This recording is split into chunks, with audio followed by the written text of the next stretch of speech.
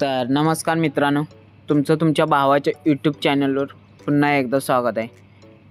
भावांनो, आज आपण छत्रपती शिवाजी महाराज यांच्या जयंतीनिमित्त एक बॅनर डिझाईन बनवलेले आहे. भावांनो, थंबनेल बघून तुम्हाला समजलंच असेल. भावांनो, याची PLP फाईल तुम्हाला दिलेली आहे. या PLP फाईलला 2 स्टेपमध्ये पासवर्ड आहे. तो पासवर्ड हा व्हिडिओमध्ये बोलून सांगितलेला आहे, तरी व्हिडिओ कोणीही स्किप करू नका.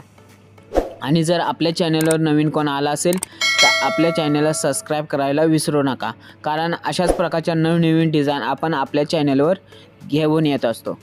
तर चला आपण व्हिडिओला सुरुवात करूया. सगळ्यात पहिल्यांदा बघू शकता, एक आपण बॅकग्राऊंड घेतलेला आहे. फुल HD मध्ये बॅकग्राऊंड आहे. पाहा, हा बॅकग्राऊंड आपण पिक्सार्टमध्ये बनवलेला आहे. फुल एडिटेबल बनवून दिलेला आहे तुम्हाला, त्यामुळे जास्त चेंजेस वगैरे करण्याची गरज नाही. त्यानंतर बघू शकता, इथं आपण एक PNG टाईप शेप आणि एक लाईटचा इफेक्ट घेतला आहे, ते तुम्ही पाहू शकता.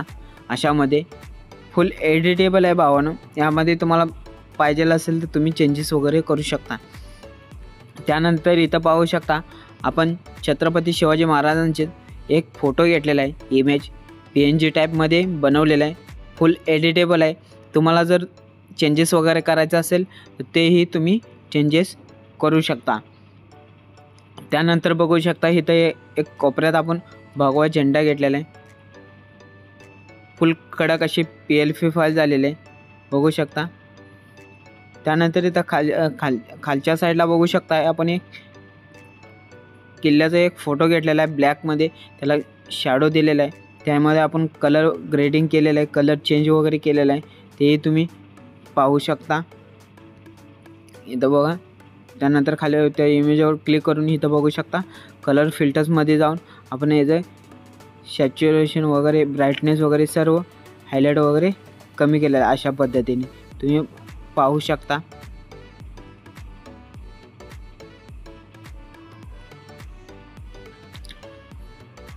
पुन्हा हे बघू शकता, हे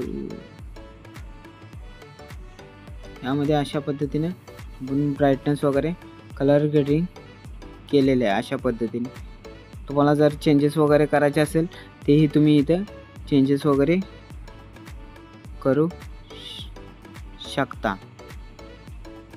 बघू शकता, अशा पद्धतीने चेंजेस वगैरे करू शकता. त्यानंतर आपण पुढची लेयर ओपन करणार आहोत. त्यानंतर इथं बघू शकता, आपण 2 इमेज PNG टाईप इमेज घेतलेले आहे, ते पण तुम्ही पाहू शकता. फुल एडिटेबल आहेत. यामध्ये फुल एडिटेबल दिलेले PLP फाईल भावानो, तरी व्हिडिओ कोणीही स्किप करू नका. त्यानंतर इथं खालच्या साईडला बघू शकता, एक किल्ल्याची आपण PNG टाईप इमेज घेतलेली आहे, कारण तिथं आपण आपले नाव वगैरे टेक्स्ट टाकणार आहोत. त्यानंतर बघू शकता, इथं पहिल्यांदा आपण छत्रपती हे नाव घेतलेलं आहे. यासाठी आपण इन्फिनिटी फॉन्टचा वापर केलेला आहे. भावानं, इन्फिनिटी फॉन्टचा वापर केलेला आहे, तर त्यासाठी तुम्हाला युनिकोडची गरज लागेल. तर युनिकोड तुम्हाला काढता येत नसेल तर युनिकोड प्ले स्टोअरमधून इंडियन फॉन्ट कन्व्हर्टर हे ॲप घ्या आणि तिथून तुम्ही डाउनलोड करू शकता. त्यानंतर बघू शकता, आपण त्यांच्या खाली छत्रपती शिवाजी महाराजांचं नाव घेतले. हे फुल एडिटेबल दिलेलं आहे भावानं PLP फाईल. ह्यामध्ये तुम्ही बघू शकता, इथे युनिकोड वापरून तुम्ही चेंजेस वगैरे करायचे आहेत. तुम्हाला दुसरा वगैरे फॉन्ट चेंज करायचा असेल तेही तुम्ही चेंजेस करू शकता. तर भावानं, पहिला पासवर्ड आहे 2222. अशा पद्धतीने पुढचं आपण हे घेणार आहोत. त्यानंतर बघू शकता, त्याच्याच खाली आपण जयंतीनिमित्त त्रिवार मानाचा मुजरा, यासाठी आपण मराठीमध्येच टायपिंग केलेलं आहे, पाहू शकता. मराठी फॉन्ट आहे. यामध्ये युनिकोडची वगैरे काय गरज लागणार नाही तुम्हाला. फुल एडिटेबल दिलेलं आहे पाहून PLP फाईल.